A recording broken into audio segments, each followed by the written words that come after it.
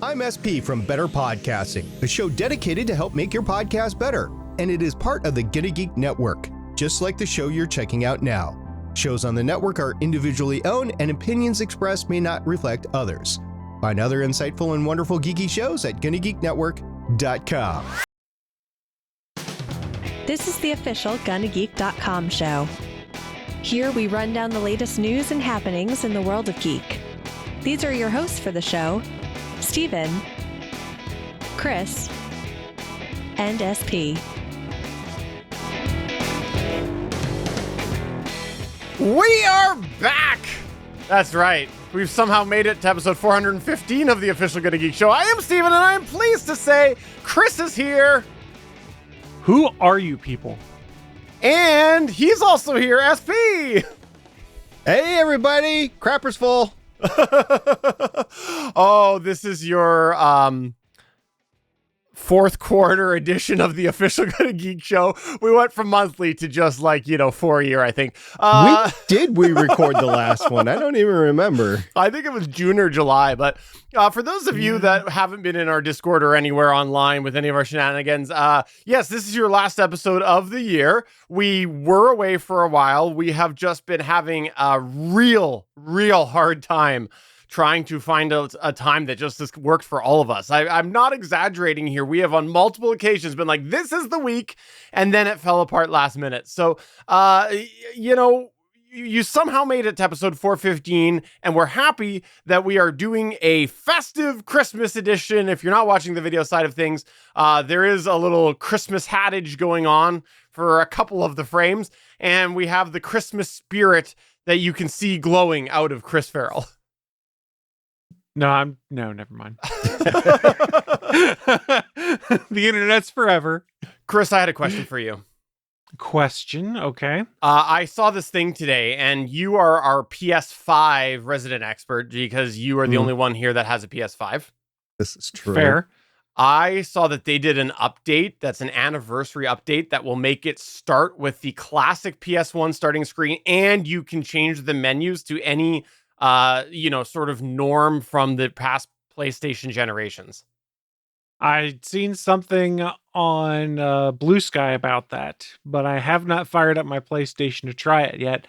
I had seen a couple comments of people saying, hey, Sony, please keep this in place after this anniversary period. So my guess is this is a short-term update to celebrate the, 25th or 35th? I think it's 25th anniversary of PlayStation, because they're even selling, of course, because they want the money, exclusive PlayStation 5 25th anniversary edition controllers and consoles that are designed to have the same color palette as the original PlayStation. So instead of being bright white and black, it's now dirty gray and black. Cool. I have a Xbox update. So I fired up the Xbox X Series X or whatever it's called on Thanksgiving, and we tried to play Halo Combat Evolved together, but unfortunately we couldn't because nobody could find the collaborative gameplay on it.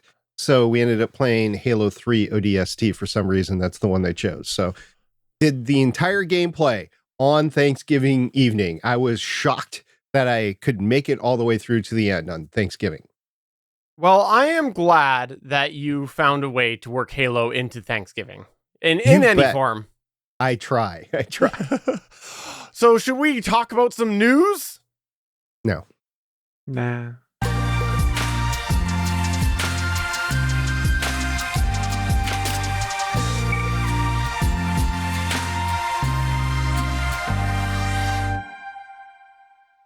Too bad. I'm going to make us talk about news anyways. Well, I mean, you can try, but what's going to happen when you transition to one of us and we just decide to start reciting the alphabet or just go rogue? Do you know the two main actors in Halo 3 ODST, because Master Chief's not in it, is Nathan Fillion and Trisha Helfer. I did not know that. Yeah, it was pretty cool seeing them and hearing them on screen on Thanksgiving. That sounds like some interesting news that you just shared with me. I mean, it was just I don't know what if I it's did. News. That game is the game's like 15 years old at this point, isn't it? I'm calling it news just so I can say I won. I see. So this is how we're going to play it. Yes. Don't worry. I know how to be boring. I'm an expert in boring. And you reap what you sow, good sir. 415 episodes. I can attest to that. Let's go to the first news point here. He edits me too, so I sound less boring to you guys who are listening. He's the one that's been on the show the most, too. So yes, all the boredom is associated with Chris. All right, well, I'll kick off the news here, and I want to talk about preserving the preservations, because this was a cool thing that I saw happen last month, and I think, you know, this was in your general realm there, Chris Farrell. Last month, I never know how to say their name. Is it GOG or is it GOG? How do you verbally say it? I say GOG. GOG. Okay. Well, then last month, GOG announced a preservation program offering ongoing tech support and compatibility for classic games. If you didn't know, this GOG is a website where you can get games. They announced that GOG preservation program was being announced to ensure that classic games maintained playability on modern systems, even after developers stopped supporting them. Essentially, it was a section that they were creating in order to highlight the ability to continue playing games that are otherwise discontinued. So they announced this, and it launched with a few titles, 100 titles, including Diablo, Resident Evil 1 through 3, Warcraft 1 and 2, and Heroes of the Might and Magic. Those are some of the standout names within that list of 100. So this was last month. But the question is, what happens if GOG decides that these games can no longer be purchased, or for some reason they're delisted? Would they still be preserved at this point? Well, they did confirm that they are going to maintain the preservation of these games after they have been purchased, even if they are no longer listed on the store for purchase. Essentially, if you have them already, they plan to continue updating these games so that they will work on modern platforms. They say, quote, "Together with this announcement, we want to reveal a new feature to our recently announced preservation program. Once a game joins the program, we pledge to maintain its compatibility even if it gets delisted from the store," end quote. So you're saying, Steven, why is this important? Why are you bringing that part up right now? Well, that's because Warcraft 1 and Warcraft 2 are scheduled to be delisted from GOG, or GOG if you'd prefer, on December 13th at the request of the publisher. So they claim they will continue to support these. Curious what lawsuits might have an impact on that. But at the moment, that is the standing from them, is that even once they are delisted from the store, they will still be maintained on an ongoing basis for those people who have purchased that. Now, I wanted to bring this up because, number one, we've talked a lot about the way that classic games and classic internet stuff has just faded away. And I love the whole concept of this preservation program. I think that it's a great initiative that is probably going to lead to some good nostalgia for people, and on an ongoing basis if it continues as it was announced. Because people might get into it now and go, oh, that's lots of fun. And then eventually they'll just fade off again. And then maybe, I don't know, another 5 years from now, they'll go, oh, cool, I can still play it. And then I like the idea that they say specifically they will continue to preserve the titles that are in the program, even if they are delisted, because that is a huge element of this. Because I think a lot of the titles that might find their way into the catalog will come and go, like Warcraft 1 and 2. So I wanted to bring this out here, Chris. I know that you have lots of games that you like to look back at fondly, and I wanted to get your thoughts on this. I mean, it's kind of a big deal. Game preservation is something we've been running into more and more when it comes to how we see gaming in today's world. Is how do you preserve some of these things? It's good to see some of the classics they're committed to keeping going, but we still have other problems with some of these things, like games as a service and stuff like that. There's not really a proper way to preserve them at this point in time. So, for instance, you guys remember City of Heroes and games like that from back in the day that were like MMO kind of things? They sort of exist in some fan run instances, but you're kind of subject to, is someone going to issue me a takedown? Did they put this out in not Creative Commons, but in a way in which we can use it to do stuff? So this is a great step that we're seeing here from GOG to get these classics going. I hope that the industry, for lack of a better term, can kind of figure out a way to try and preserve some of these other things going forward as well. But I like it. I like to see it, and I need to make sure I go on there and go buy a Warcraft 1 and 2, evidently, so that I can make sure I have copies, because I have very fond memories of playing those as a kid. How about you, SP? What's your thoughts on this? Are you looking forward to making sure you can play Resident Evil 1 through 3 forever? You know, as I was playing Halo 3 ODST on Thanksgiving, I was thinking to myself, what would be a great way to capture these games for long term, for the historic purposes? And I keep coming back to those playthroughs that are on YouTube and Twitch. I get it, but those that are uploaded to YouTube are significant because in some cases they might show and display gameplay that is no longer available for whatever reason, right? It might not be legal to bring it back, or the game might not be available. And we're quickly getting to the point where some of these games from, the 80s and 90s might not be available to port in or use a simulator or whatever as you go forward, unless somebody codes them in. So if you just want to experience the gameplay itself and watch it, it's available on those playthroughs. So that is a way to actually archive the experience. That's a really good point. I don't think enough about playthroughs, to be honest, because it is a big archive, the stuff that is out there, especially when you do have YouTube channels and things like that, where the content sticks around for eternity, for all intents and purposes. So it's a good point. I like to make one good point per episode. So now that I'm done, I can leave and, I don't know, take a nap or go eat dinner or something. I don't know. It is a good point, and those YouTube videos preserve the story, for lack of a better term, but it doesn't necessarily preserve the gaming experience because you're experiencing someone else's experience. So for some games that are a bit more straightforward, that's fine, but like a shooter, you could probably get away with that because there's not a lot of choices you have to make. Well, let's get into like an RPG or something where there's choices you have to make that impact the story, unless they're just making, and some people are, boatloads of different YouTube videos that go all the different branches. You're not preserving the gameplay experience, if that makes sense. I think that's what we need to figure out still. Yeah, eventually I foresee a profession like Daniel Jackson on Stargate that has to go back and actually, translate and figure out how the gameplay was actually done, what different things actually meant. Like, these aren't going to last forever. Like, 2,000 years down the road, nobody's going to care about Halo 3 ODST, although they should. But I think it needs to be archived in a way that somebody can go back in time and look at it years in advance. And let's just assume that society keeps on advancing. Digital gaming is going to advance to a point where the sedentary console-based gaming where you're using a controller just probably is not going to exist. I don't know when that's going to happen, but it's going to happen at some point.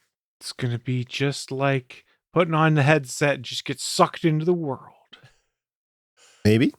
Aren't we in that now? Isn't that the Matrix? Did you take the red pill or the blue pill, Steven? That'll determine. You took the purple pill? Yeah. Yes, I did. No. Oh, no. That's a very wrong choice. I'm sorry. All right, well, moving on to our next news point here. You wanted to tell us all about subscribing to the Verge subscription. Sorry, I misread that. Wow. So we know what's on his mind. Yeah, we do. We talk about on this podcast, or the show rather, a lot of tech blogs and different sources where we go and find our news from. And over the years, there's been a variety of tech blogs that have been our go-to day-to-day ones. And we've seen over the years that some of them just kind of go away. So for instance, you guys remember the Giga Ohm blog that just kind of up and died in 2016 out of nowhere? That was a pretty popular tech blog. I don't actually. Okay. Well, that was one. You're assuming that we can read. Fair. So there's others we could talk about, Antech and things like that just recently closed down. And I'm sure there's plenty of others that I'm missing over the years. We've seen kind of a shift when it comes to tech blogs that a lot of them have realized, the only way it's really sustainable for us is to either put a crap load of ads on there that a savvy consumer is going to block because you'll have ads over 2/3 of the page and it's annoying when trying to consume content, or they start exploring the paywall route. And I think that there is value to news. News should be paid for, but it's really tough when a place that you've patronized for many years all of a sudden puts things behind a paywall. That's why I had some concerns this morning when I was on Blue Sky. I took my 10-minute coffee break, was making coffee, and I saw an article pop up that was talking about how The Verge has now shifted over to a subscription model. And for those that aren't familiar, The Verge is about a 13-year-old tech blog online. They were acquired by Vox a few years back, but have maintained relatively free editorial independence and things like that. And oftentimes for this show and other ones, they're my go-to place to go to first to see what's going on when it comes to gaming, comes to tech, when it comes to phones and stuff like that, because they cover the gamut. They have a variety of podcasts and video shows of their own. So I got concerned when I saw on December 3rd, as we record this, that they were launching a subscription service. Now, before getting into what it is, some background, it'll be $7 a month or $50 a year to subscribe to The Verge, which is not unreasonable when you go and look at the subscription for other news services and things like that. Now, I will say my initial concern was that meant all the coverage I liked. I thought that everything would be behind a paywall, honestly. And they made a point today of saying that no, not everything is going to be behind a paywall. According to the article, they said, we're rethinking The Verge in a freemium model.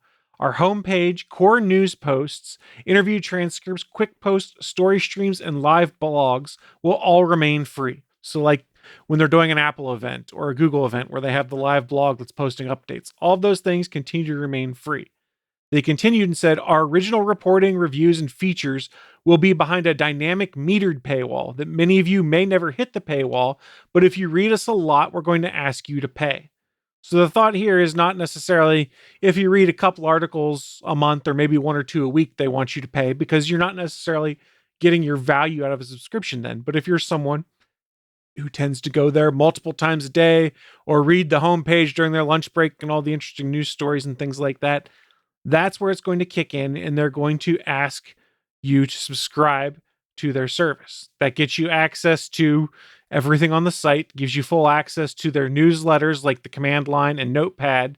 Also gives you access to all of their podcasts and stuff like that. I don't remember if they said those would be ad-free or not then, but they did also make a point of saying if you are a paid subscriber to The Verge, it will greatly reduce the number of ads on the homepage. I guess from the way the article read, there are some that they contractually have to show because of the Vox Media acquisition that basically says someone buys an ad for Vox effectively, then it shows up across the entire Vox network. So the subscription doesn't get you out of that, but it will cut down on a great number of them. So as I kind of started reading through it, I went, okay, this seems a bit more reasonable. This isn't going to impact someone who's only there just occasionally because someone links them a story or something like that. Because honestly, one of the things that frustrates me most is when I'm on social media and someone goes, oh, check out this cool story. And you click on it and it's not a giftable link and it's behind a paywall. I'm like, I'm not going to subscribe to your site just to read one article. Yeah. That doesn't seem to be what's going to be going on here. And that was one of my biggest concerns. And it, for $50 a year,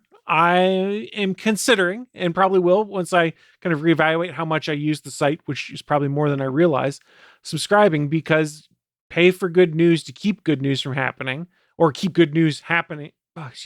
Pay for good news so that you keep having it reported correctly by people you Keep trust. news from happening. Oh, wow. The conspiracy theories that are going to come from that, Chris. Way to go. I'm trying to get a spot on the Joe Rogan podcast with quotes like that. We'll see how well that goes for me. I think he'll take you. But I guess my thought here is my initial, oh crap alarm that went off and going, oh, this is going to change everything. I'm not going to like where it is. For lack of a better term, I think they found a happy medium to kind of straddle that line of being like, look, we do need to put a freemium model in place to keep doing what we're doing, to keep things at the high quality that we've been doing it.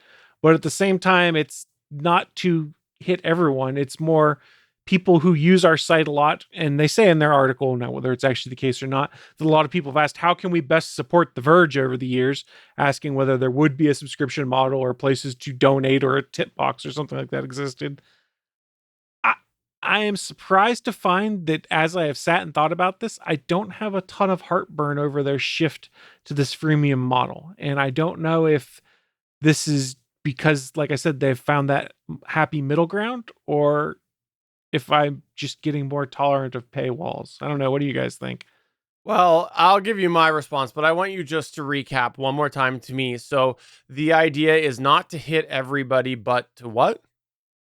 My understanding from how I read it is it's a dynamic paywall. So the more you use the site, the more likely you are to trigger the paywall, or the more you access it, then they're going to ask you at some point, like, hey, you use our site X% more than a traditional person to continue viewing content. It's behind a paywall. And I'm sure there will be ways to circumvent it. There always are people. And my response to that, 2 words: for now. And I guess that would also be my concern, is if they shift that later, I kind of feel like there would be a breach of trust based off of how they've been spinning this here to try and make people feel good about it and then pull the rug out from under us at a later date. I mean, I'll give them credit. They've done the current model for 13 years and they've been pretty transparent when they're going to make changes to the site or to their editorial procedures and stuff like that. I guess my concern would be is if there's a leadership change at the Verge, what does that mean for their freemium model that they have? I would assume, but yeah, my thoughts on it, because I assume that's what you were transitioning to next, Stephen. My thoughts on this whole thing is I think we are old fuddy-duddies, and I think the next generation of wage earners in the world are going to become more and more comfortable with crowdfunding the news sources that they deem credible and worthy, such as the Gamers Nexus. And when they do exposés on NZXT or EK water coolers or something like that, that's worthy of news, and people pay for that because they want to know what's going on in gaming PCs. NASA space flight. Nobody else is, well, there are several places that are covering it, but nobody else is covering everything as in depth and being on site for as broad of a space flight space that it is than NASA space flight. So people actually crowdfund NASA space flight to do those sorts of things. And I think this new generation will continue to crowdfund the areas that they think are giving valuable information, and they will defund areas where it is just biasness. I'll give you an example, Pod News. So Pod News, a lot of people crowdfund Pod News and give it's just one person, James Cridland, give James Cridland a lot of money. But the problem with his business model is he also takes sponsorships from the very companies that he is covering. And I know Gamers Nexus does that, but they at least have some sort of a philosophy on what they do with the companies that they allow to sponsor them. I don't think Pod News does that. They just want money. So when it comes to coverage of a controversial issue with some of these companies that are sponsoring them, are you really getting the in-depth coverage? So I think over time that is going to be teased out of all these crowdfunding places. And it's like your board of editors basically is your crowdfunding. And eventually you will be defunded if you don't continue to cover things as unbiased and as newsworthy as can be.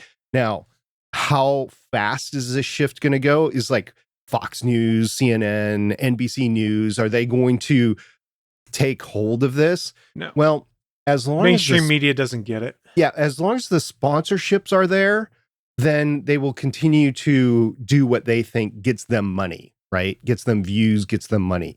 But I think long term, the people that actually value the news, that in whatever area that I just mentioned podcasting, I mentioned gaming PCs, and I mentioned space flight. You could be talking about sports, you could be talking about politics, you could be talking about whatever. People are going to fund those places that actually give decent information eventually. Things could go wrong in all of that, but I think there's going to be more of an understanding to do that. And we were talking about a publication, for lack of a better term, like The Verge. I think crowdfunding ultimately is what is either going to save them or is going to put them out of business because they can't get enough crowdfunding to stay in business. So that's interesting. You've brought up a model that we've started to see is a lot of the video game blogs and stuff over the past couple of years. We've seen tons of them folding or getting condensed into one thing. And the Washington Post actually had a very good team of folks that did a lot of video game reporting, well-credentialed, things like that. They were all let go. So what did they do? They've created a site that's aftermath.site is the website. And it is a subscription-based model that is all of their gaming posts from a lot of the same team members. It's access to all of their podcasts. If you're a subscriber, it's access to the comments section and things like that. And it seems to have been fairly successful because I think they're about 2 years now running that site, and it's still going. I haven't been reading enough video game news for me to be like, oh my God, I need to subscribe to that. But if I were back in my heyday where I was consuming all the gaming content that I could all the time, they would certainly be one of the places that I'd be going to stay on top of things. Plus, they also have a tip jar because I think not all of their stuff's behind the paywall. I can't remember how they do it anymore. Well, SP brought up a second ago, the mains like, the CNNs and the MSNBCs. Well, I'm pleased to say right now that I'm announcing that we're going to start the GGBSN. That's what it's going to be, is the GGBSN, which will be the GonnaGeek Bullshit News. That's what it will be. You can figure out what word I muted. But that's what I'm going to do. And you can pay us and we will live up to our name. So it's just this site, but just this show, but we're allowed to use salty language. And make things up. Like,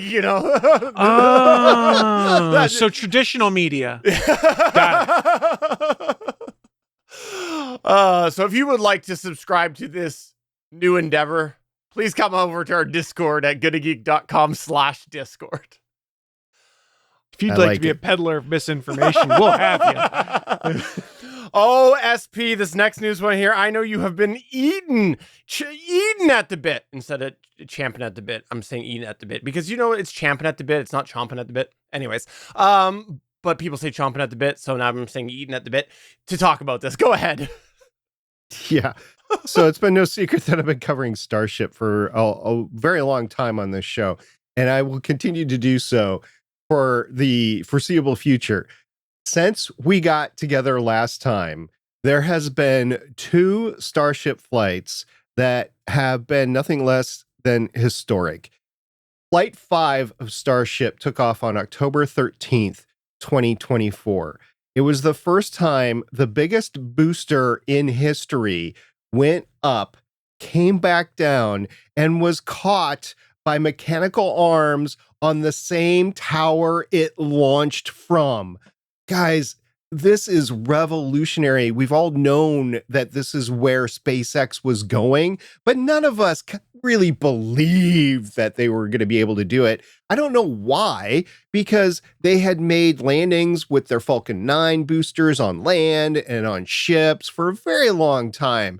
So if you make a landing on a ship, you can make a landing on land somewhere. I think what everybody was disbelieving is, oh, you're going to catch it with the tower. Well, they did. Basically, the equivalent of a 20-story building was caught in midair by the launch tower. Amazing. Oh, did you guys actually see this live? I can't remember. We were talking on that day. Did you guys see it live? I saw it after the fact.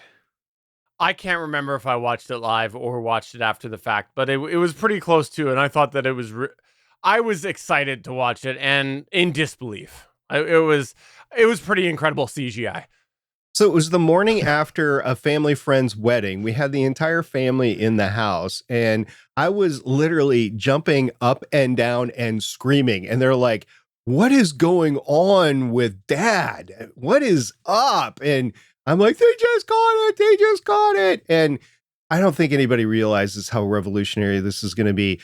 So access to space, and I'll get to the rest of the news in a second, but access to space has always been based on the cost per pound to low Earth orbit. And for a very, very long time, it was like $10,000 per pound to low Earth orbit. If this continues and they're able to reuse the Starship booster or heavy booster, whatever they're going to call it, over and over and over and over again, it's going to drive the cost to low Earth orbit down to like $50. That is just going to enable an expansion that we've never seen, an exponential expansion in the use of space. There's going to be things in sci-fi that people have been thinking, oh, we'll get to that someday soon. It's going to be available in like 5 years. So there's going to be a lot of stuff that happened. Okay, let me get to the rest of. Hold on, before you get Flight onto that, we have 2 things to comment on here. Number 1, In the chat, we do have Vortex Comics saying, please tell me the first name of Starship is Jefferson. I'm sure at one point in time they will name one of their ships Jefferson. They've named one Banana and I think Tom and Jerry, so we'll see. Second, how many story building did you say that Starship was equivalent to? The booster alone is 20 stories. The booster and the ship are like 30 to 35 stories. I can't remember exactly how high. That's the number I was looking for because I looked it up.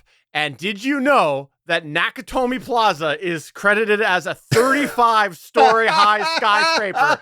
I didn't know that. We could catch Nakatomi Plaza. You could CGI a younger Bruce Willis running around in the ducts of Starship trying to save that whole thing from blowing up. That is awesome. There we go. That's the next Die Hard. Okay, the ship itself was Ship 30 and it landed by the buoy in the ocean. So they knew where it was going to land. They put a buoy there and they backed off so that they wouldn't get hurt. And the ship landed right by the buoy and they had a drone. It was at night, but it was right there. This was the most successful Starship flight to date and is just amazing. And I will always remember October 13th, 2024, because that is the day that everybody realized that this was real and it was happening and it was going to do amazing things to spaceflight and access to space. Now, a whole bunch of stuff still needs to be worked out, like humans surviving space radiation and stuff like that. But going to Mars within the next 10 years is now very, very realistic. The whole let's go to the moon, that is going to happen. Going to Mars, all of a sudden, ooh, this is possible. So we'll see what happens there. Now, Flight 6, since we recorded, there was 2 flights of Starship. Flight 6 happened on November 19th, 2024.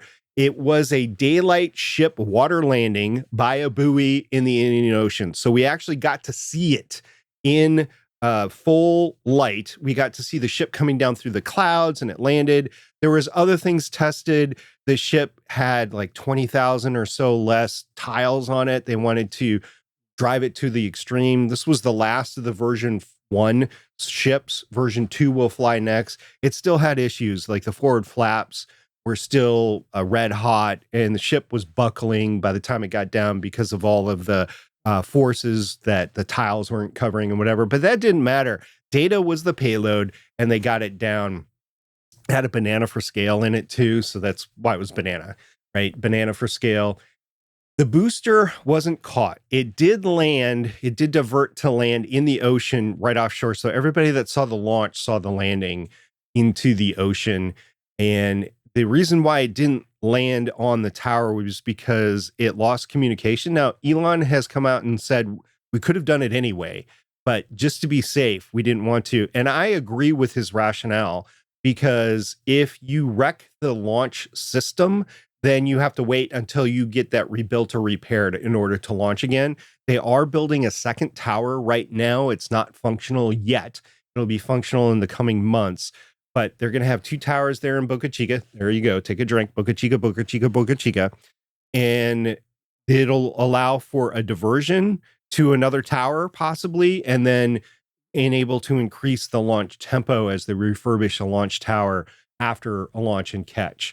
So Ship 31 was very successful in the daylight. Booster 13 was successful. It was the tower that wasn't successful, but they're going to get that fixed. Now, Booster 13, when it landed in the Gulf, it actually sank, but it sank so shallow that the top of the booster that was left was sticking out. So they had to, I don't know how they did it, like pull it over or whatever. So it laid down. So it wasn't a hazard to shipping. Now, those 2 flights happened. Flight 7 is probably going to happen before we record again, although I don't know that for sure. Right now, the speculation is that it will happen on January 11th, 2025. And Elon has said if the ship landing is successful, they will try for a tower catch in Flight 8. And he is so enthralled with this sort of success that he said, we are going to send Starship or starships to Mars in 2026. The Pullman transfer window opens in November. It's open for 2 months.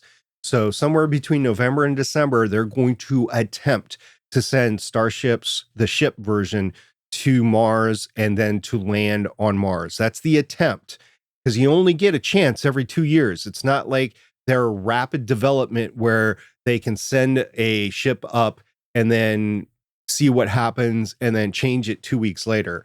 They will launch it. It will fly for 6 months. It will get to Mars. It will attempt to land. And then the next chance that they will get is 26 months later. So from launch. So it's very important that they make this window. I think Elon wants to see humans on Mars in his lifetime. In order to do that, he knows that he's going to have to make this launch window. This is now more important in the entire history of human spaceflight than the return to Mars or the return to the moon or the original moon landing. Is this 2026, late 2026 date for Starship. So amazing stuff is coming up. Also, there's other things that I'll talk about later, but this is all amazing stuff, and I am looking forward to the next flight. And at some point, I will make it down to Boca Chica to see a dang launch.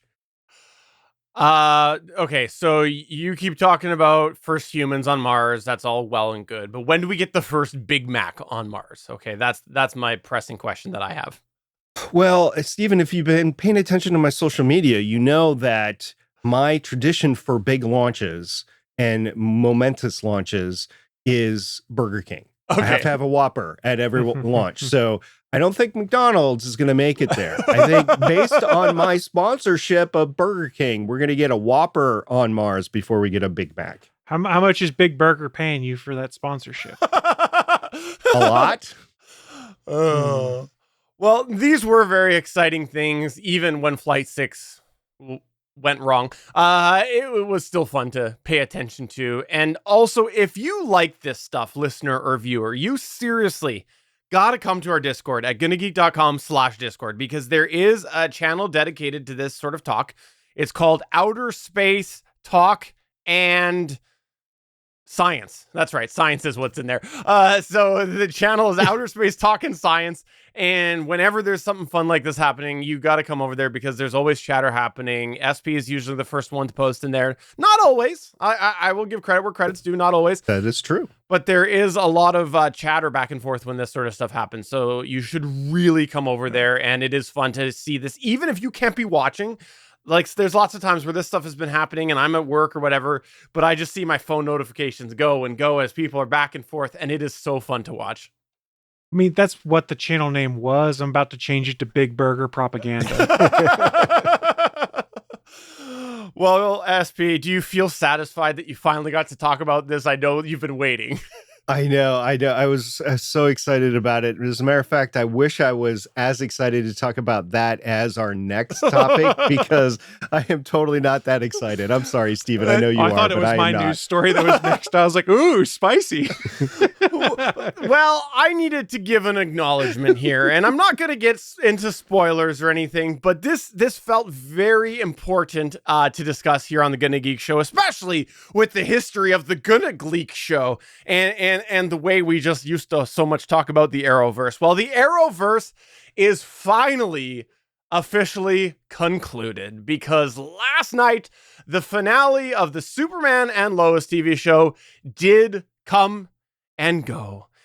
If you didn't know, the Superman and Lois TV show, I believe, was the last Arrowverse show that was launched, and it was launched in February 23rd of 2021. Somehow survived a couple years past the big bunch of cancellations that happened in the Arrowverse, and that was partially because the Superman and Lois TV show, I'm going to say this isn't a spoiler, was set outside of the main Arrowverse. I forget which Earth they called it. Where did they land in the main Arrowverse? Anyways, I don't remember. Yeah, I want to say it was Earth 1. It might have been. I don't remember. But anyways, it was in its own universe. Yes, the characters were originally came to the screen in the main.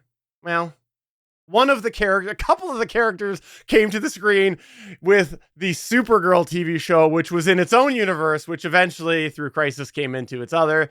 That is a spoiler, but that's an Arrowverse spoiler. But the Superman and Lois TV show eventually did come out that it was in its own universe after a little bit of mystery, and that finally wrapped up last night. Now, again, I'm not going to get into spoilers of the actual finale, but I wanted to acknowledge on it because that was the cap to the Arrowverse. It was, of course, the cap to the Superman and Lois TV show that ran a few years. There was a big gap in between a couple of seasons, but I wanted to call it out not only for that reason, but call it out because I'm not going to say how they did it, but I will say that the finale I felt was representative of a finale that knew what it was finalizing. And I think it's going to have some polarizing feedback. There's going to be some lovers, some haters. I, first glance, liked it. I can see how people might have different thought on it, but given what it was, I enjoyed it. And I will say that, yes, there were some campy moments. There was some acting that was just brilliant. It is a CW show. But overall, I liked it. And if you didn't watch this season and you had watched the past couple seasons of Superman and Lois, I would really encourage you to go watch the fourth season. It was a lot of fun. I thought that it was the main storyline was pretty good. I thought that Lex Luthor, Michael, what's his last name? Michael Cudlitz, thank you. He did a great Lex Luthor. At least that version of Lex Luthor. I know there's lots of different versions out there. This one might not be your cup of tea. I really thought that the main storyline this season was dynamite. The whole season knew what it was doing, wrapping up the show. They knew it when they got the season. And as such, I think the secondary stories in there felt more CW than not, but I thought that it was needed. It was, a little cringy at times in certain parts, but again, they knew what it was doing, I thought. So I overall really enjoyed the season and thought that the main storyline was just fire. It was great. So if you have, I hope I didn't get into spoilers in that. Chris, I don't think you've watched the season yet, but you're planning to. I hope I didn't spoil anything for you. I took the spoilers on it because I want to know what happened. Okay. It was a good ending. So I would encourage, if you have watched the past 3 seasons, give yourself the 4th. I think it's worth watching, if only to cap off the Arrowverse. And then come to our Discord and tell us what your thoughts were of that. Again, I'm not getting any more into the weeds as much as I would like to, but if you want to come to the Discord, there is a spoilers channel in there. There's not a lot of people in the Discord watching it. As long as you throw the spoiler tag around it in the main TV Discord, I think that'll be okay. If we get too back and forth, maybe I will move us over to the spoiler channel. But this isn't a show that everybody has been waiting each week, counting down the moments to watch. So in full disclaimer, I podcasted as with Chris on a show called Starling Tribune, and we covered Arrow from the beginning to end, and we covered some of the ancillary shows as well. But I will say that Chris and I were both very grateful when Arrow ended and we didn't have to do that show anymore. That's as much as I'm going to speak for Chris. But I will ask you this, Stephen, since I haven't watched anything since a couple months after Arrow ended. If you want to compare and contrast the finale of Superman and Lois, which ended this entire universe, to Deadpool 3 of ending the Fox mutant universe, who do you think did it better, Deadpool 3 or the Superman and Lois? That's a no-brainer.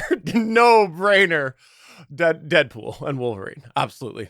Okay. I mean, they're different things, though. Yeah. Superman and Lois, yes, it's the end of the Arrowverse, but as far as the showrunners were concerned, it kind of came off as we're ending our show. Because, like Steven had mentioned, they're not really super beholden to all the Arrow lore, the way they spun this off into its own thing. So it was ending the show, it wasn't ending the universe. Right. It was ending a chapter of...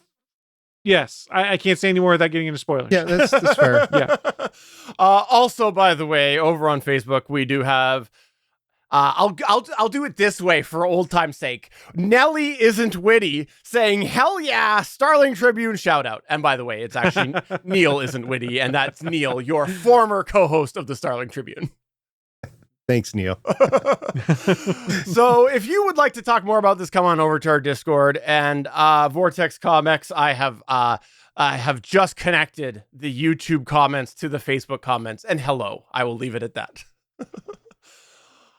All right, let's go to the next news point here. Chris, I know you. You want to talk dirty. That's one of the things whenever we message behind the scenes, you're like, Steven, I want to talk dirty to you. Hey everyone, we're gonna get spicy in here right now. But not as spicy as you would expect. This is more just a comedy thing that just happened, and it kind of deals with people who might be into toy collecting and things like that. But I don't know if you guys had seen that Mattel is getting sued because of their toy line for the movie Wicked that just came out. Have you guys seen anything about this? It's so funny. I know. So I did a deep dive into Robotech toys and Transformers and that whole thing just about a month and a half ago. I did not see that. I want to hear this now, Chris. I didn't know anything about this, but when I saw your news point in the document, I made sure to do full research for this. Full research that we cannot do on YouTube without violating the terms of service. But if you guys hadn't seen, there's a line of Wicked toys that are out in stores for kids who enjoyed seeing the movies. From my understanding, it's primarily like a line of dolls and toys like that. Well, there was a class action lawsuit filed against Mattel in regards to these toys because if you go and pick up one of those toys when they were first on the shelves, it said, hey, you can buy more toys at www.wicked.com. Which, by the way, don't go there. You've been warned. That's what I was going to say is don't go there because it redirects you to a porn site, not anything about Wicked, the musical or the movie or the play. It was supposed to be www.wickedtoys.com, but they screwed up and put the wrong URL there and instead sent a bunch of children to a porn site when they decided they would want to go find out more about the toys they bought or to buy, or to go and buy more toys. And Kent does point out in the chat, not redirects, it goes directly to a porn site. Yes. Yeah. It is a porn company that owns wicked.com. It is a porn site with pornographic material on the page. Bobby, why is this so naughty? So Mattel did explain this. Okay, hold on. I just hope that the website took advantage of this and started to pin some content or something. Like, Steven, if there's anything the porn industry is, it's topical when it comes to things happening in the news. So I'm sure they did. So Mattel did explain the mix-up to Variety. They'd originally intended to direct customers to the movie website, which is wickedmovie.com. Instead, it directed them to a pornographic site. Now, the unnamed plaintiff claims that Mattel did not offer her a refund when they contacted Mattel about the issue, and now claims that she and her daughter have suffered, quote, emotional distress, end quote, due to the misprint. Sadly, the toys, for comedic purposes, the toys have been pulled from the shelves at retailers around the country so that the printing error can be fixed. They were sold primarily in the United States, but there's probably going to be an interesting little collector's market that pops up around the line of Wicked toys that directed to the porn site. So enjoy, have a little fun, have a little laugh about the stupidity of just domain registration and stuff like that. And if you have to post things with a website address on it, make sure you QA it before you send it out the door, and because you might go to a porn site. And I thought I had a bad day at work today. Oh, I can't imagine the person responsible. You did what? Mattel's advice was advising customers to, quote, discard the product packaging or obscure the link in the short term. Oh, I need to send this to my son. He's in the packaging now, in the packaging business. I got to send this to him. Is that what he calls it? He's into packaging? Oh, my. Well, he's actually worked with Ryan Reynolds, Blake Lively. He's worked with Blake Lively in her line of stuff. So, oh, wow. Yeah. In our chat, by the way, we have Damien saying, but is it a good ahem site? We have Albert Sim saying, quote, an adult version of Wicked might be better than the actual film. And It's then probably we been done. have Vortex Comics saying, I was afraid we were leaning towards Glenda the Good Witch having an OnlyFans. There's a moneymaker right there. I'm sure it already exists. Kent does bring up a good point. We'll never know this, but who's to blame? Is it the intern, the graphic arts manager? There's a rumor that this was an AI generated blurb of text on the back, in which case that's even more hilarious if this was an AI generated thing and nobody caught it as it went out the door. Oh, that's so good. So good. Your fire I just doesn't do it. Someone QA does it. Your fire just doesn't. It just doesn't. It doesn't fix. Oh my gosh. That's been your spicy news for the GonnaGeek Show. Before we go on to your last news point there, SP, I just realized for my last news point there, I had something that I need to give credit here. Well, not credit. I need to display, because I'm not going to give credit because I was the one that made it, and I don't deserve any credit for anything I do. But I want to display this because I think this is the final place for me to display it. And it was the Bye Bye League poster. Oh, yeah. I didn't know that. Back on the GonnaGeek site, we did have a tracking of the different shows that would end.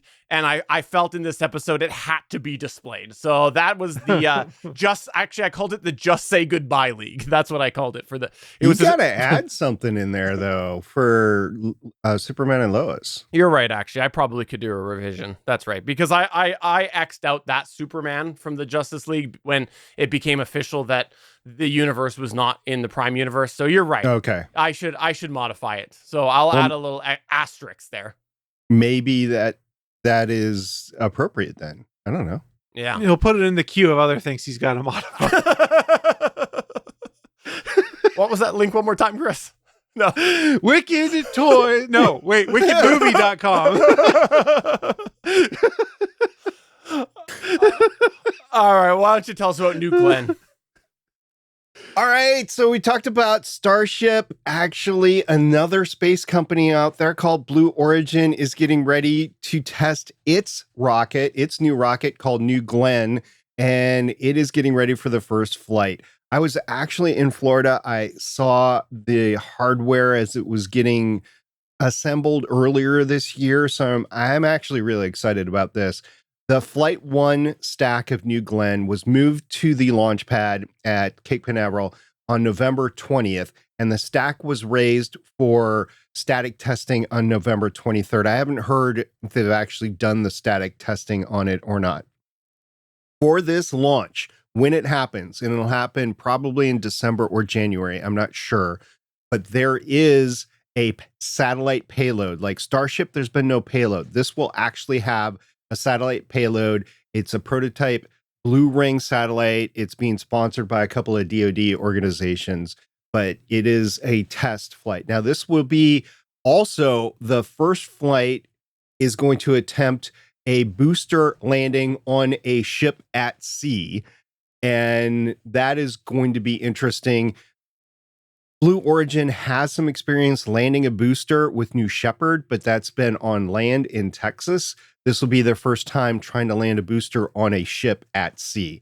Very interesting. Even Falcon 9 landed on land first before they tried the sea landing. To give you a scale of Blue Origin, of New Glenn, of how big it is, I did some comparisons in height, thrust, and payload to LEO for Falcon 9, Falcon Heavy, New Glenn, SLS, the NASA booster that is going to send humans to the moon, and Starship. So you guys ready to go through some of these comparisons? Absolutely. Let's do it. For the height, I listed both Falcon 9 and Falcon Heavy as the same because it's basically the same booster, a Falcon booster. And that height is 230 feet high. New Glenn is going to be 313 feet at its expanded level. I don't think this first booster will be a total of 313 feet, but that's what it's going to be. SLS also will grow in its booster B configuration. to 365 feet. And then Starship is just shy of 400 feet at 398 feet. This is the full stack booster and the upper stage or stages. And it goes Falcon 9 / Falcon Heavy, New Glenn, SLS, Starship. The thrust at liftoff. We'll start out with Falcon 9. It has 1.7 million pounds of thrust. New Glenn will have 3.8 million pounds of thrust. Falcon Heavy, when you strap 3 of those Falcon 9s together, gets over 5 million pounds of thrust. SLS has 8.8 million pounds of thrust at its Booster B configuration, and Starship will have 16.7 million pounds of thrust to it. So 1.7 to 16.7 million pounds of thrust. The payload to LEO. So this is really where you put your money where your mouth is. Falcon 9 can lift off 50,000 pounds to low Earth orbit. New Glenn will be able to launch, at least calculated right now, 99,000 pounds to low Earth orbit, about 100,000 pounds right there. Falcon Heavy is at 140,000 pounds to low Earth orbit, and SLS, the NASA booster, was going to be 209,000 pounds to low Earth orbit. Starship still is the king, 331,000 pounds to low Earth orbit.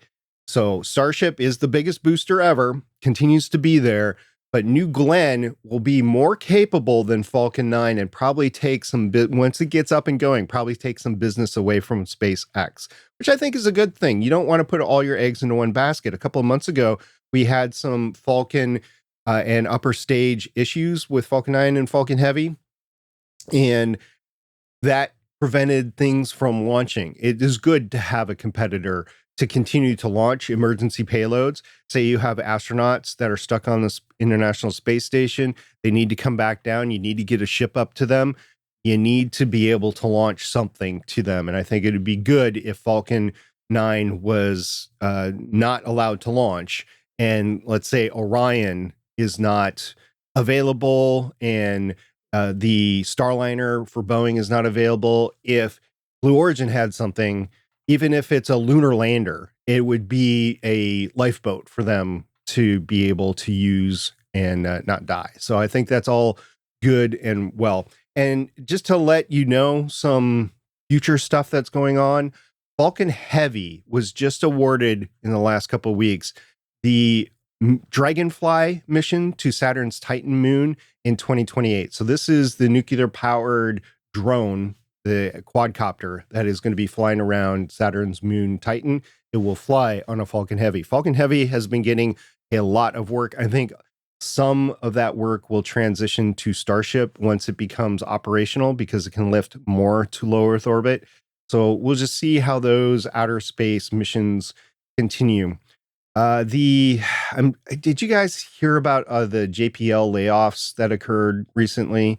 If you didn't, No, I didn't. has been, NASA JPL has been in a series of layoffs. And I think part of the reason why is some of these missions, like the Martian sample return mission, why would you do that when you're planning on having humans on Mars before you're able to fund the Martian return, the Mars sample return? So it is hitting some parts of NASA pretty hard, but I think if you take that funding and you throw it towards having humans in outer space, into like outer space, not just low Earth orbit, where they're not protected by the radiation belts anymore, I think is going to be more and more appropriate. And then while they're on site, they can do science that we're doing remotely right now. So on Mars, asteroids, and on the moon. So we'll see how all that goes. But New Glenn coming up really soon. If you're interested to see a brand new rocket fly that's going to be as capable eventually as Falcon 9, Falcon Heavy, and Starship, just has a different capability. It's like a medium SUV versus a full-size truck, basically, is what we're having here. So yeah, I'm really excited to see this one go as well. You mentioned people being stuck on a space station. That would never ever happen. Yeah, we've seen that happen. Although when Starliner came down, it came down fine. So Boeing saved a little face there. If something would have gone wrong, though, that would have been very, very bad. We've discussed it on the show before. Have we? I don't remember. It's been so long. It was actually our last episode. Oh, perfect. Yeah. Okay. It's so very recent then numerically. I think we should take a few minutes to carry on our seasonal tradition of talking about Black Friday deals. What do you guys think? Sure. Sure.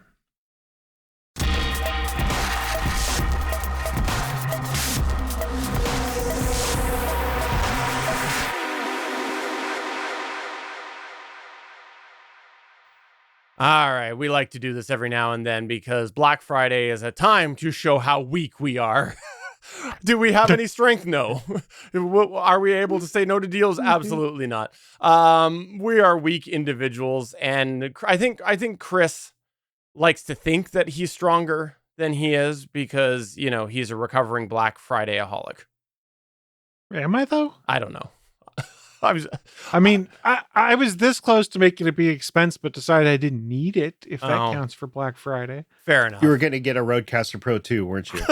No, I was gonna get the 512 gigabyte Steam Deck LCD because it was down to like $310 in their official store. But I was like, I don't have time to play the crap I've got now. Why am I buying a Steam Deck? So I bailed. Fair enough. Well, I'm going to start off by telling you that I ended up buying a Wise OG camera for $19. $19 Canadian. See, it was down to $10. Yeah. Freedom units. Yeah, I'm looking forward to seeing how this is. I got it sitting to install. I will say it's only going to be used in my shed. If you've missed that along the way, I have a camera in my shed. Currently, it is a Unify camera, but it's the only Unify camera I have because everything else I have here is offline. And then in my trailer, because I have cameras in my trailer, which is actually more of a rodent proofing thing. If rodents get in, I'll get a notification. I have some battery powered Wise cameras, and I do have the subscription to the unlimited plan with Wise because of that for the recording and whatnot. So I figured that this is a good way. I might as well get rid of that Unify camera. I'm not going to be getting any more and just replace it with the Wise. That way they're kind of all in one general area. Although now that I'm talking that out, I don't know that that's going to work because I do actually have that Unify camera tied into my same system for my my home system, which is offline. So that might actually have been a waste. I might actually have to send that back now that I talk that out loud. All right. So I have a few questions. For those that don't know, Steven actually made his own shed. So I'm sure the camera in the shed is really there for when it eventually collapses. Yeah. He'll know when that happens. Comedy.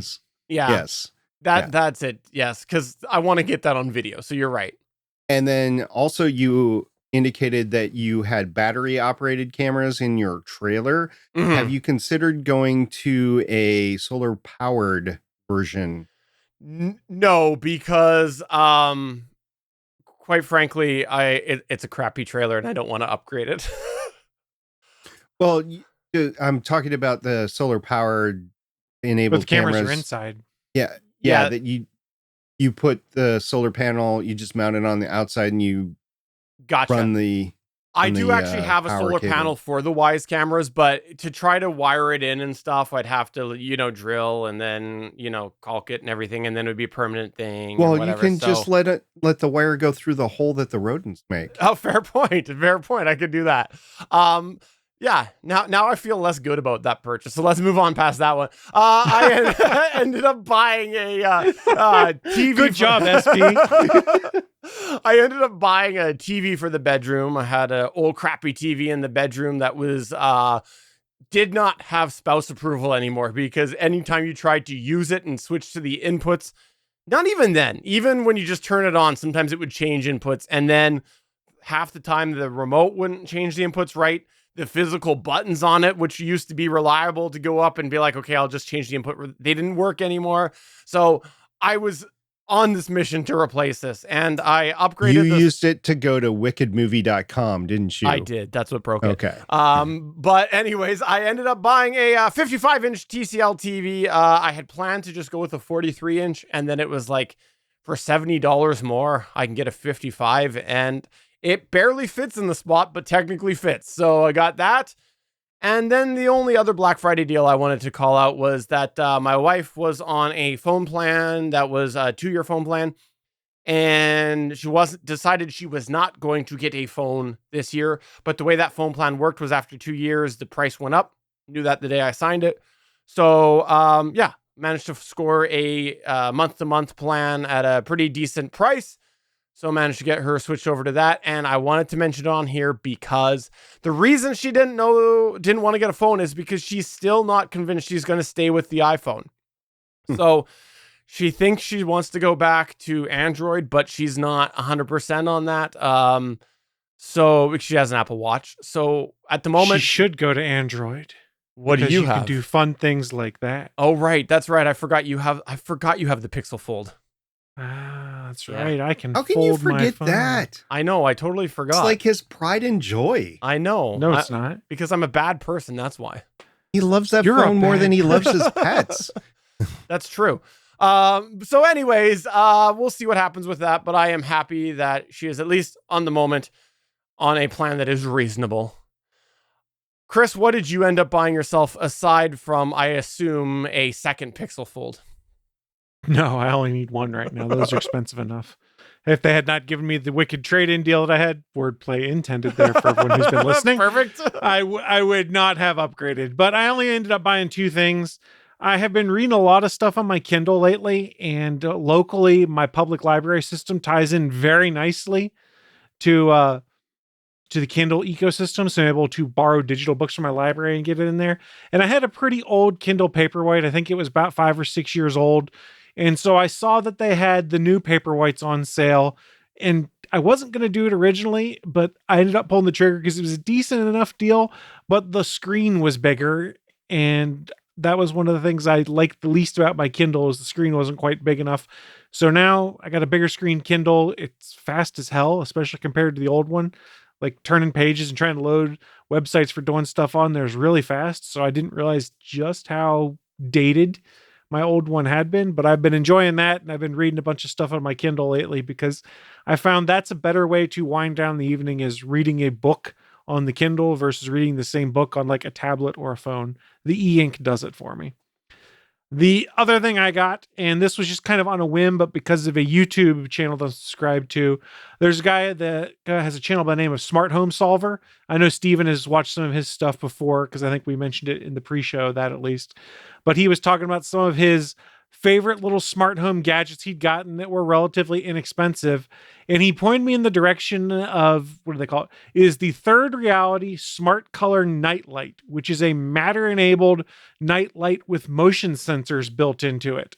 So I bought a 2-pack of those for, I think, $35, something like that, $36, because it was cheaper unit cost-wise to buy the 2-pack than to buy them individually with the Black Friday sales, which was weird because the 2-pack wasn't on Black Friday sale, but the single one was. So me thinks rather there was some shenanigans going on regarding prices, but I bought that, and it is not due to arrive at my house for another week or so because they're back ordered a bit, but I'm looking forward to getting it in part because I haven't touched much with Matter yet, but I also want to use the motion sensor on it to trigger some routines in the morning in my house, because I haven't gotten any motion sensors in my smart home setup yet to do anything. So kind of what I'm thinking is I want to put that in the hallway to my home office so that during a certain time window, both night and day, if it triggers, then it turns on the lights in my office.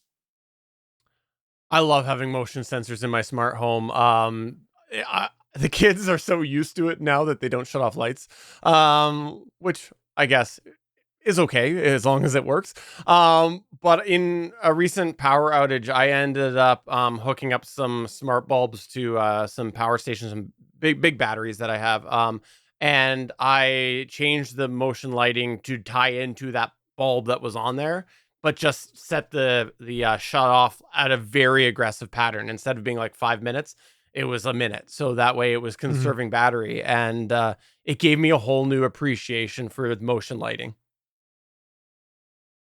Well, I mean, I also watched one of Linus's videos on LTT about his issues with his motion sensors and the new ones he was exploring. And it was about the same time I watched this video too. So it kind of made me go, I should really play with motion sensors a little bit. And for 2 sensors for like $35, $36, I figured I'd give it a try. And if they're crappy and don't do what I want them to do, Amazon has a very generous return window during the holidays. So I'll send them back if they don't work how I need them to. I can't wait to hear your report on this. I just looked on Amazon.ca. It doesn't look like they're on there yet, but I'm sure they will be soon. I have a few Third Reality products. Seem to be okay overall. So I am eagerly awaiting this.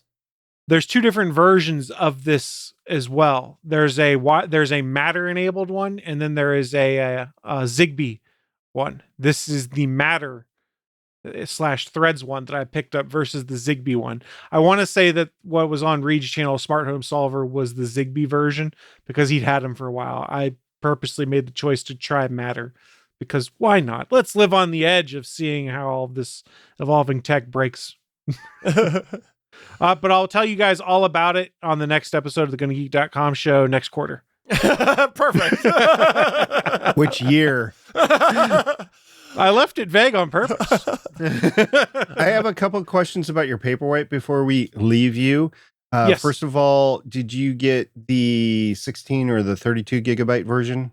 16 gig because the signature edition was a fair amount more, and the real trade-off was a ambient light sensor that by reviews I'd read didn't seem to work very well for adjusting the brightness of the display, wireless charging, and a slightly different finish. And with ebooks, because I'm only reading regular books, not comics on it, 16 gigs is tons of space. My old Kindle that I had was only an 8 gigabyte Kindle, and I'd been using it for 5 or 6 years, and I think I had 2 gigs worth of books on it. So ebooks are tiny. There was no reason really for me to go with the huge storage.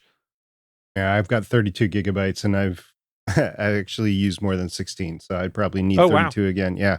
And then my other question is, did you go, I don't even know if they do this with this anymore. Did you go with the ad supported or the non-ad supported version? So my wife bought the same Kindle at the same time. She went with the non-ad supported version because the ads annoy her. I didn't think the removing of the ads made me care enough to spend, I think it's like a $15 or $20 difference.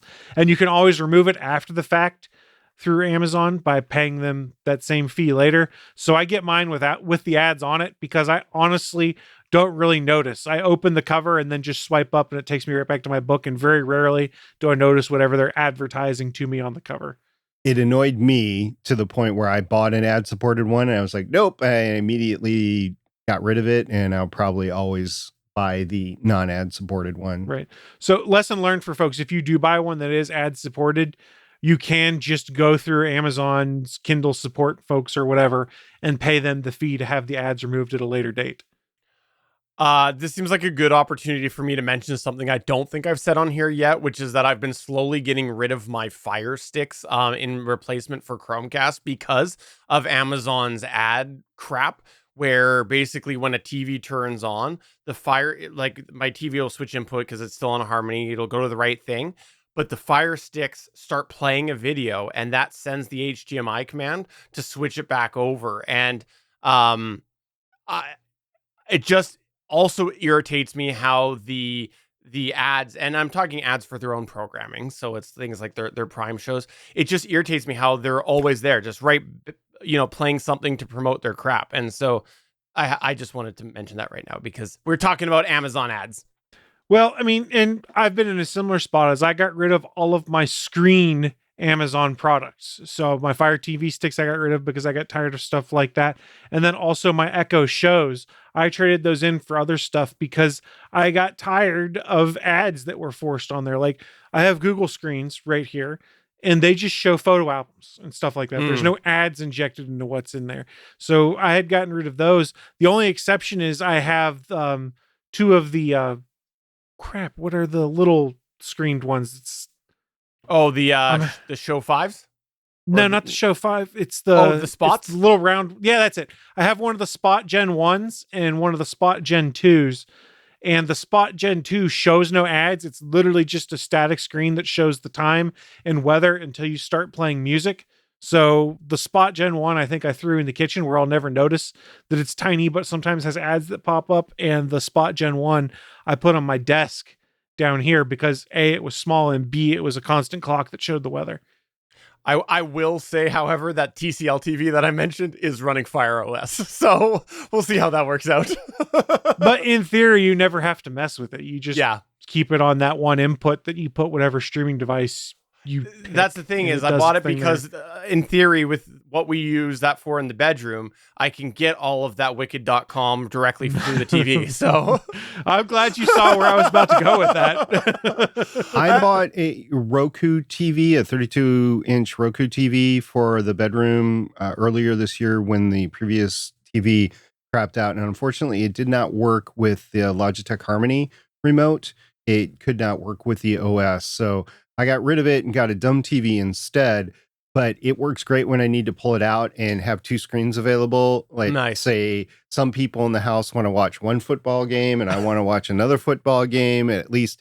And the other person wants to watch their football game full screen. It does give me the opportunity to still have it up on the screen and being in the same room. I also can transport it wherever, like if I need it in the backyard or if I need it in a room that doesn't have a TV, which come to think about it, I don't know which room that would be. Maybe the dining room or something like that. But I got rid of that. And then like you, I got a 55-inch TV for the bedroom. And it's an advanced TV. It's a Samsung 90 series, but that 55-inch in the bedroom versus the 32-inch that was in there, what a difference that is. It makes being able to lounge I've got a smart bed now with one of the adjustable bases.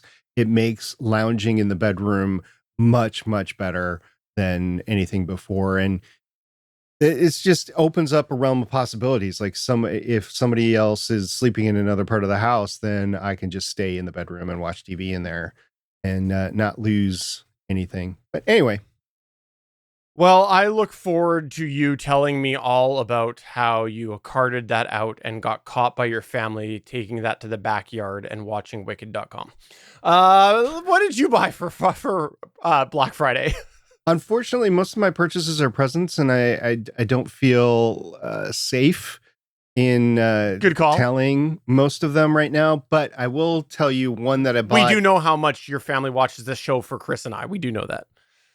To be fair, I'm in a similar state as SP, and my wife has made a point before of saying she doesn't listen to any of my stuff, so I guess I could have talked about her gifts, but I passed. Unfortunately, or fortunately, I don't know what to say about this, but you guys both came up in Thanksgiving, so... Yay! and I was the one who brought you up, so there you go. Anyway, in the week leading up to Thanksgiving, Amazon had a bunch of deals. What was it? It was Black Friday week or whatever they called it. And I was planning on defrosting the turkey, and I was planning on doing in a cooler in the garage. It got cold out, and I just didn't want to take refrigerator space up because we were having 30 people over for Thanksgiving. So I actually scored this SwitchBot hygrometer.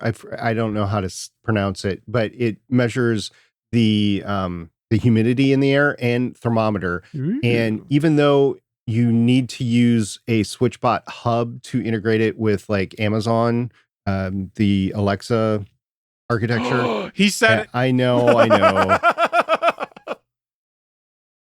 Yeah, she doesn't have an answer for me right now. Go figure.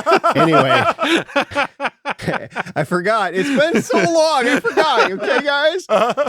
Anyway, I bought this to monitor the temperature in the cooler as it was defrosting in the 3 days leading up to when I was brining it. And I got to say, it worked really good from a Bluetooth perspective, but I did because it had the cooler that was in between it and the phone. I did have to go closer to it in order for it to update its data as it was working, but much, much better than like sticking a thermometer in there. I could just leave it closed and not disturb it and just let it defrost with this in it. I have kept this in the garage ever since and have been monitoring the temperature in the garage. I might put it in one of the freezers eventually in case there's a power outage. It would still work with my phone because it's Bluetooth and I wouldn't have to open up the freezer. I do have a smart refrigerator in the kitchen, but if power goes out, then I can't read the temperature in there. And so I don't know if the food would be safe or not. So I do like this. It was cheap, which is why I got it at the time. It was on sale for like $8. It's at $15 now. Not So bad. I do like this for all of that, but it is limited. Like I can't use it with my smart home, with my A-word devices, because I don't have a hub. I don't have a SwitchBot hub, and I'm not going to buy one. So it was a one-off. It was really cool. If you're watching this on YouTube, you can see how small it is in my hand, and that it's really unintrusive. It does not have a digital readout on it. You're going to have a smart device, like a smartphone or a tablet or whatever, to connect to it via Bluetooth. But it was pretty cool. For those that might not have ever defrosted a turkey before, when it's frozen and you defrost it, it actually takes several days. It takes about 3 to 4 days for it to defrost fully. I wasn't entirely worried about it getting completely defrosted because I was going to brine it and it finishes defrosting in the brine. But you have to get, well, you don't have to. I like to get the gizzards and stuff that's on the inside in the cavity. I like to get that out. And the only way to get that out is to actually defrost the bird first, because it's solid ice. So that it is one way to cook a turkey. You don't have to follow that way. It's the way I cook a turkey. And because that's the way I cook a turkey, I need to know the temperature of it so that if it gets hotter, then I can immediately throw it in the fridge, or I can throw some ice in there or whatever in order to save it, and that it wouldn't start going bad, spoiling, or even cooking in wherever it is. When it was brining, so this is supposedly waterproof. I did not put it in the brine as it was, but I had it right on top of the pot as it was brining. Again, in the garage, it was cold enough that I could just keep it in the garage, not put it in a refrigerator. Yeah, it worked great. What a genius idea, SP. And you shall be deemed today's smart home turkey winner. Yay. It was quote unquote best turkey ever by a large majority of the people that had not eaten my turkey before. Oh, nice. So I feel vindicated. Yeah, the whole brining thing works. So come to our Discord. We have a whole cooking channel there. Yes. You can talk to us about it in there. But that's going to take us to the end of our quarterly episode of the GonnaGeek Show, and the last one of the year. But SP, I will say thank you. Thank you for calling me out and telling me that I screwed up and I didn't have the second date in there for the Just Say Goodbye League. I have done it. It is modified. If you go to geeks.link/Just Say Goodbye League, you can go ahead and see yourself over to the photo that we're discussing right now. If you happen to be listening to the show in audio form, it is, again, the final farewell poster to the CW Arrowverse. Did you guys see my picture that I took in front of the Hall of Justice in October? Yes, I remember that. And I thought to myself, why wasn't that in Vancouver? Because it's in Cincinnati. Before we go, is there anything that you guys would like to plug, promote, or talk about your other endeavors, since it has been a while since we've done this episode? SP, I'll let you go first. Well, I'm done recording episodes. This will be my last episode for 2024. But if you like podcasting, of course, I do the Better Podcasting Show with Steven. I've also been doing another show on Warehouse 13. That is going to end next year, and that is called Artie's Attic. You can find that at artiesattic.com. And then there's Legends of S.H.I.E.L.D., which there's a bunch of new Marvel stuff coming up. I don't know how we're going to cover the What If season or series finale that's coming up in the holidays, but I'm looking forward to watching that. And then a bunch of stuff happening in 2025. So see you over there at legendsofshield.com, which you can find that over at getageek.com as well. Chris, how about yourself? You are the most avid podcaster out of us. Which isn't saying much because we've had a lot of scheduling issues of late with all things good and nerdy. But I think after we had a few weeks scheduling issues, we came back for a week, then had Thanksgiving off.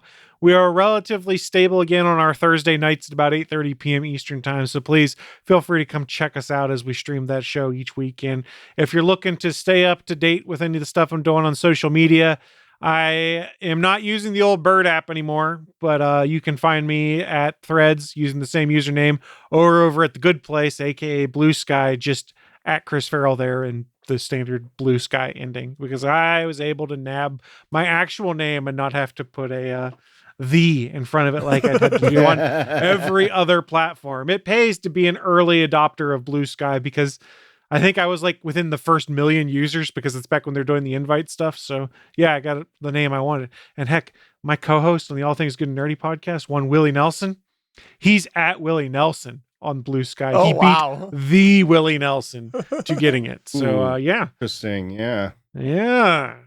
Early adopting, man, pays off. And if you want to find my other content, well, you can go over to the Wicked site. But that's going to go and take us to the end of the show. So for episode number 415 of the official GonnaGeek Show, I'm Steven saying, for all its highs and its many lows, I did enjoy the Arrowverse. And I guess, Happy New Year, Happy Holidays, all that stuff. I'm SP. See you guys next year. Bye. Look forward to seeing you guys in insert year here. Bye! You can edit that in, right? If you need to change it.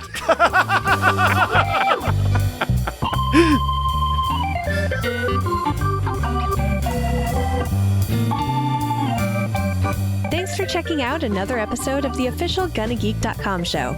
If you like the show, please give us a 5-star review in Apple Podcasts or a thumbs up on YouTube. You can always join us for our live recording sessions at www.geeks.live. And remember, you can find our full back catalog at GonnaGeek.com/show. If you're itching for more geeky content, check out other shows on GonnaGeekNetwork.com. Voice work was by Emily Prokop of the Story Behind podcast. That's it for this episode. We hope to see you back again next show.